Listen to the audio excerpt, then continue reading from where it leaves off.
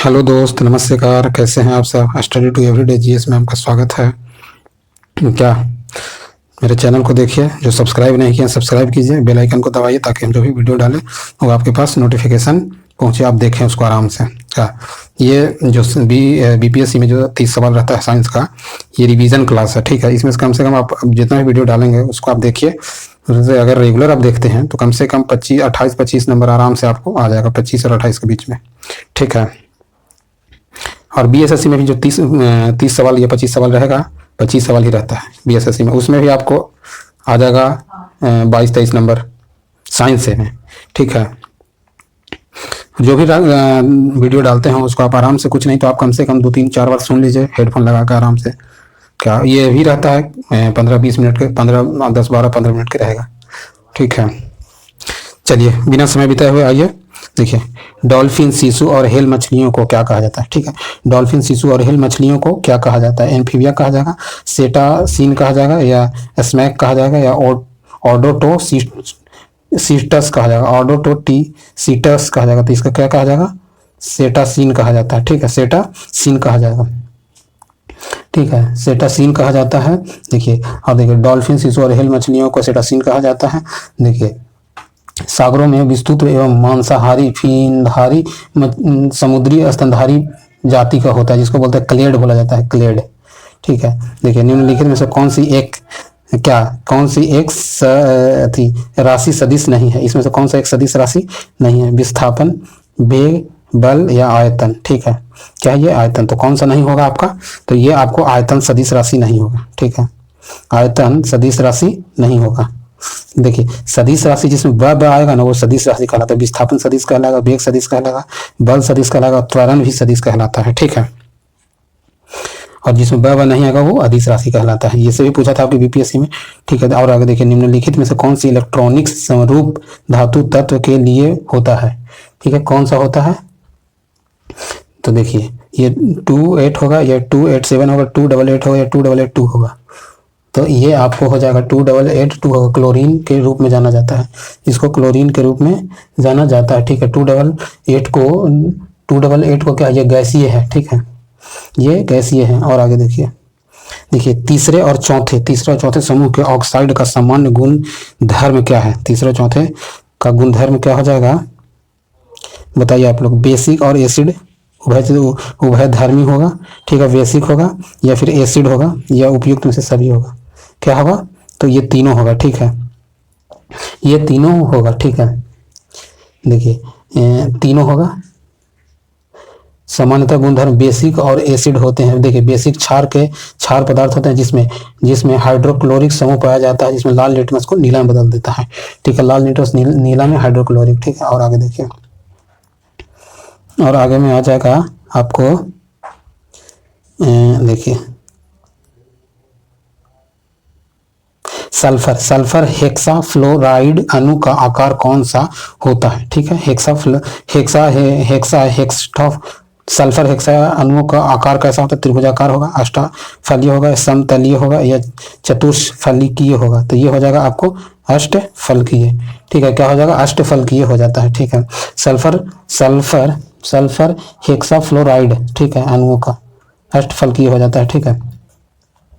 ये गैसीय भी होता है। जो देखिए, ये कब निकलता है? जब ज्वालामुखी फूटता है उस टाइम निकलता है, ठीक है। ज्वालामुखी के विस्फोट के समय निकलता है। और देखिए, टेलीस्कोप की खोज किस वैज्ञानिक ने की थी? टेलीस्कोप की खोज किस वैज्ञानिक ने किया था? न्यूटन ने किया था, जेम्स वाट ने किया था, रदरफोर्ड ने किया था, गैलीलियो ने किया था।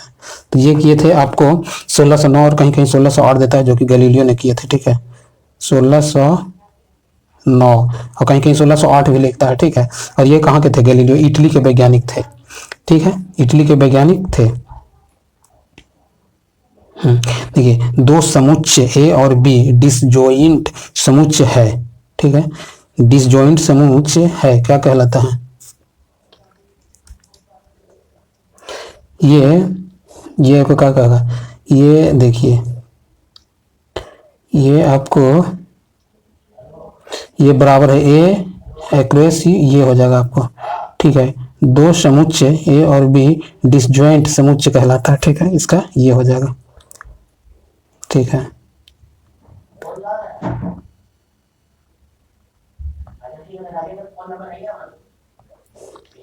प्रतिवर्तित क्रियाओं का नियंत्रण केंद्र कहाँ होता है? जो प्रतिवर्तित क्रिया होता है उसका नियंत्रण केंद्र कहाँ होता है? प्रतिवर्तित क्रिया का नियंत्रण केंद्र कहाँ होता है? प्रामस्तिष्क में होता है, अनुमस्तिष्क में होता है, कशेरुक राज्य में होता है, तंत्रिका कोशिका में होता है। तो जो प्रतिक्रिया होता है, प्रतिक्रिया आपको आ जाएगा, ठीक है, प्रतिक्रिया किस में हो जाएगा? तो आपको प्रतिक्रिया किस में हो जाएगा? प्रतिक्रिया आपको प्रामस्तिष्क में हो जाएगा, अनुमस्तिष्क में हो जाएगा, या फिर आपको कशेरुक में हो जाएगा। तो प्रतिवर्तित क्रिया का नियंत्रण केंद्रक, देखिए यहाँ नियंत्रण केंद्रक बोल रहा था, केंद्रक कौन हो जाएगा?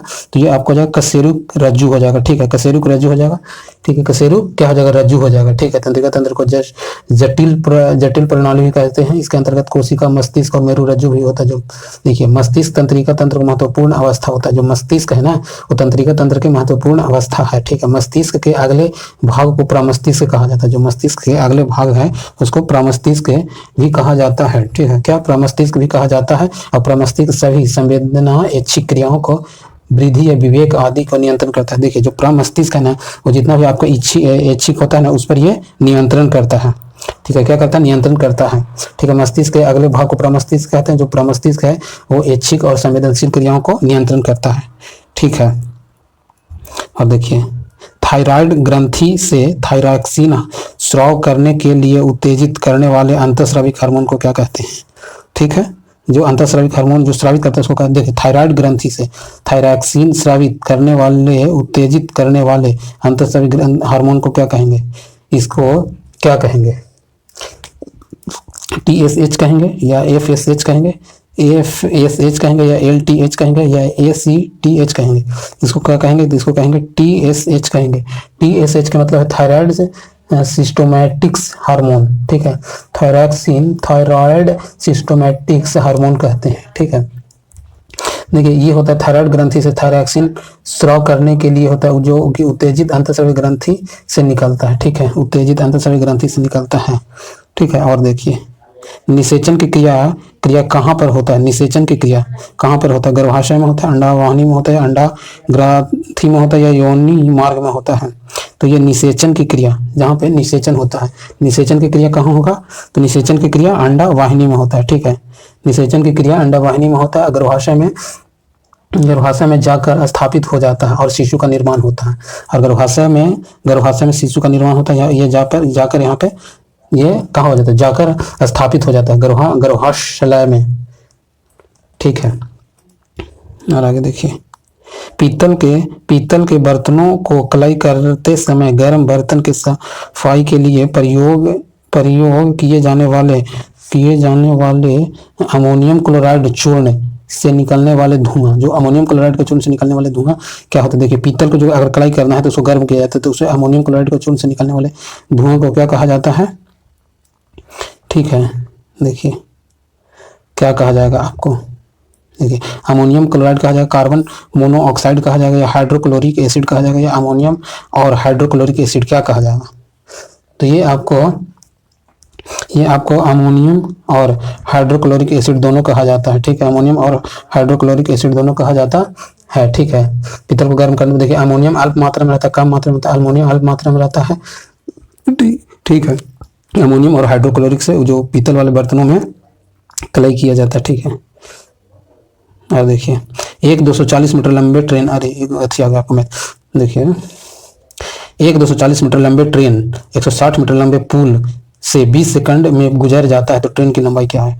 ठीक है, ये देखिए एक ट्रेन जो है वो 200 मीटर लंबा, 240 मीटर लंबा, 160 मीटर लंबे पुल है, ठीक है, 20 सेकंड में गुजर जाता है। तो क्या ट्रेन की गति पूछ रहा है? ट्रेन की गति क्या हो जाएगा? तो ये दोनों को क्या करेंगे? दोनों एक ही दिशा में नहीं, किसी चीज को पार करता है तो दोनों को जुड़ जाता है दूरी। तो ये पुल का 160 है, दोनों को जोड़ेंगे तो ये क्या आ जाएगा? 0 और ये 6 4 10, 0 और 3 है 4, 400 आ जाएगा, ठीक है। 400 क्या होगा? ये मीटर हो गया, और 20 सेकंड में पार कर रहा है, यानी 20 सेकंड में, तो इस कट जाएंगे तो 20 सेकंड हो गया।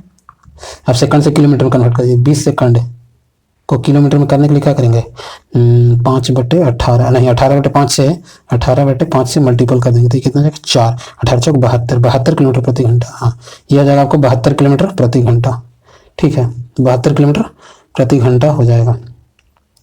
और आगे देखिए निम्नलिखित में से कौन सा विटामिन की खून के जमने में आवश्यक होता है। देखिए विटामिन खून को जमने में मदद करता है, vitamin A, vitamin C, vitamin E और विटामिन के। तो खून को जमने के लिए कौन सा विटामिन चाहिए? विटामिन के चाहिए। विटामिन ए को क्या कहा जाता है? तो विटामिन ए को रेटिनॉल कहा जाता है। विटामिन ए को क्या हो जाएगा? रेटिनॉल नॉल कहा जाएगा। विटामिन सी को क्या कहा जाता है? एस्कॉर्बिक कहा जाएगा। ठीक है, एस्कॉर्बिक विटामिन सी को। विटामिन ई को क्या कहा जाएगा? तो विटामिन ई को टेकोफेरॉल कहा जाएगा। विटामिन ई को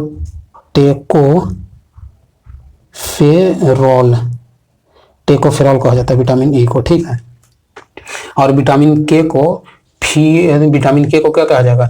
फिलोक्वानिन कहा जाता है। विटामिन के को फिलोक्वानिन कहा जाएगा। फिलोक्वानिन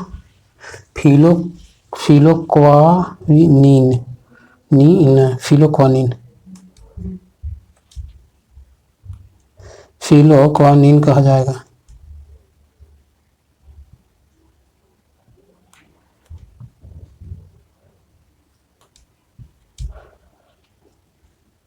फिलोक्वानिन कहा जाएगा। ठीक है, देखिए अल्कोहल खमीर का आखिरी उत्पाद क्या कहलाता है? देखिए अल्कोहल खमीर का आखिरी उत्पाद क्या कहलाएगा? अल्कोहल खमीर का आखिरी उत्पाद क्या कहलाएगा? पाइरूविक एसिड कहलाएगा, एसिटिलीन डाइऑक्साइड कहलाएगा, ठीक है, इथेनॉल अल्कोहल कहलाएगा, या फिर फॉर्मिक एसिड कहलाएगा। तो ये क्या कहलाता है? ये आपको क्या कहलाएगा? ये आपको कहलाएगा इथेनॉल अल्कोहल कहलाएगा। ठीक है,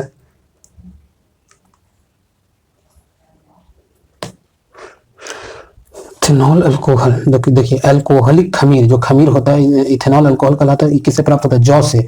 ठीक है, जो जौ से प्राप्त होता है इसको किण्वन कहते हैं। किण्वन कहेंगे, किण्वन। ठीक है, किण्वन, जिसको इसको अंग्रेजी में फर्टिनाइजेशन कहलाता है, फर्टिमिनेशन कहलाता है। ठीक है, जो शराब उराब बनने में मदद करता है, रंगहीन होता है, ज्वलनशील भी होता है। ठीक है, देखिए आगे निम्नलिखित में से कौन सा हार्मोन है? इसमें से आरएनए हार्मोन है, या इन्वर्टेज है, या इंसुलिन है, या एस्कॉर्बिक एसिड है? तो हार्मोन क्या हो जाएगा? तो हार्मोन इसमें से इंसुलिन हो जाएगा। ठीक है, हार्मोन क्या हो जाएगा? इंसुलिन। ठीक है, हार्मोन का इंसुलिन को अधिक स्राव होने से कौन सा रोग होता है? इंसुलिन का अगर अधिक स्राव होगा तो क्या होगा? मधुमेह रोग होता है, जिसको मधुमेह रोग होता है। ठीक है, हिंदी में इसको बोलते हैं मधुमेह रोग में। और अगर अल्प मात्रा में, कम में और अधिक मात्रा में स्रावित होगा तो इसको क्या बोलते हैं? हाइपोग्लाइसीमिया बोलते हैं। क्या बोलते हैं इसको? हाइपोग्लाइसीमिया बोलते हैं। ठीक है,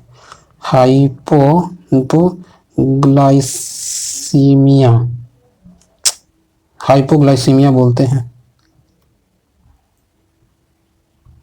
हाइपोग्लाइसीमिया इसको बोला जाता है। ठीक है, हाइपोग्लाइसीमिया बोला जाता है। ठीक है, देखिए इंसुलिन की कमी से बहुत सारा मधुमेह रोग वगैरह होता है। ठीक है, और आगे देखिए, और आगे में आपको आ जाएगा हाइड्रोक्लोरिक एसिड कांच की बोतल में नहीं रखा जाता, क्योंकि यह अभिक्रिया करता है। ठीक है, हाइड्रोक्लोरिक एसिड है, उसको कांच की बोतल में नहीं रखा जाता है। कांच की बोतल में नहीं रखा जाता है, क्यों? क्योंकि यह अभिक्रिया करता है। ठीक है, ये अभिक्रिया करता है।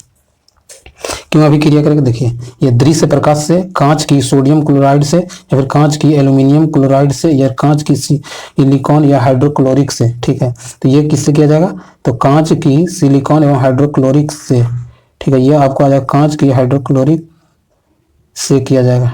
ठीक है, इसलिए नहीं लगाया जाता क्योंकि कांच के हाइड्रोक्लोरिक से अभिक्रिया करता है, इसलिए इसको शीशे में नहीं रखा जाता है।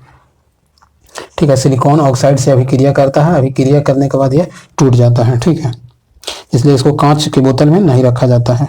ठीक है, उच्चतम गुणवत्ता वाला कठोर कोयला क्या है? उच्चतम गुणवत्ता वाला कठोर कोयला, उच्चतम गुणवत्ता वाला कठोर कोयला क्या है? कौन सा है? देखिए लिग्नाइट है, एंथ्रासाइट है, पीट है, या बिटुमिनस है। ठीक है, तो ये क्या चीज पूछ रहा है? कठोर। तो कठोर आपको आ जाएगा एंथ्रासाइट, कठोर आ जाएगा आपको एंथ्रासाइट। ठीक है, एंथ्रासाइट आ जाएगा। इसमें कार्बन की प्रतिशत 90% से अधिक रहता है, कार्बन 90% से अधिक रहेगा।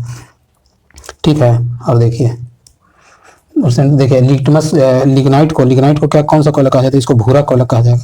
भूरा कोयला कोयला कहा जाएगा, भूरा कोयला, ठीक है। जबकि देखिए बिटुमिनस जो है, बिटुमिनस सामान्यतः होता है ये नॉर्मल या सामान्य कोयला, इसको बिटुमिनस को हम सामान्य कोयला भी बोलते हैं, सामान्य कोयला, ठीक है। बिटुमिनस को हम सामान्य कोयला बोलते हैं। एंथ्रासाइट में 90% रहता है कठोर कोयला, लिग्नाइट को हम भूरा कोयला कहते हैं, ठीक है। और आगे देखिए, कच्चे फलों को कृत्रिम रूप से पकाने के लिए प्रयोग में लाई जाने वाली गैस। देखिए जो कच्चा फल है उसको पकाने के लिए कृत्रिम रूप से क्या लाएंगे, तो अमोनियम लाएंगे, एसिटिक लाएंगे, कार्बन मोनोऑक्साइड लाएंगे, एथिलीन लाएंगे, तो एथिलीन लाएंगे, ठीक है। एथिलीन जो रहता है उसको डाला जाता है कच्चे फलों को पकाने के लिए, ठीक है। देखिए, और इससे देखिए एथिलीन जो है वो प्लास्टिक में भी इसको प्रयोग किया जाता है बनाने के लिए, ठीक है। एथिलीन कोयला पेट्रोलियम गैस के साथ पाई जाती है, ठीक है। सूचने देखिए, बहुलकीकरण की प्रक्रिया प्लास्टिक बनाने में किया जाता है। देखिए एल्कोहल आदि में इसका भी प्रयोग किया जाता है कच्चे। और इसको देखिए एथिलीन जो है कच्चे फलों को पकाने में मुख्यतः इसको प्रयोग किया जाता है, कच्चे फलों को पकाने में, ठीक है। किसको प्रयोग किया जाता है, तो ये किया जाएगा आपको एथिलीन के, ठीक है। ठीक है, आज देखिए, आज इतना ही तक रहने देते हैं, ठीक है। वीडियो को देखिए और जो भी लाते हैं उसको कॉपी में नोट कीजिए, नहीं तो 2-3 बार सुनिए, आराम से एकदम शांत माहौल में सुनिएगा तो बहुत अच्छा से आपको समझ में आएगा, ठीक है। मेरे चैनल को लाइक कीजिए, शेयर कीजिए, सब्सक्राइब कीजिए, जो सब्सक्राइब नहीं किया सब्सक्राइब कीजिए और बेल आइकन को दबाइए ताकि जो हम वीडियो डालें आपके पास पहुंच सके, ठीक है। मेरा वीडियो देखने के लिए धन्यवाद।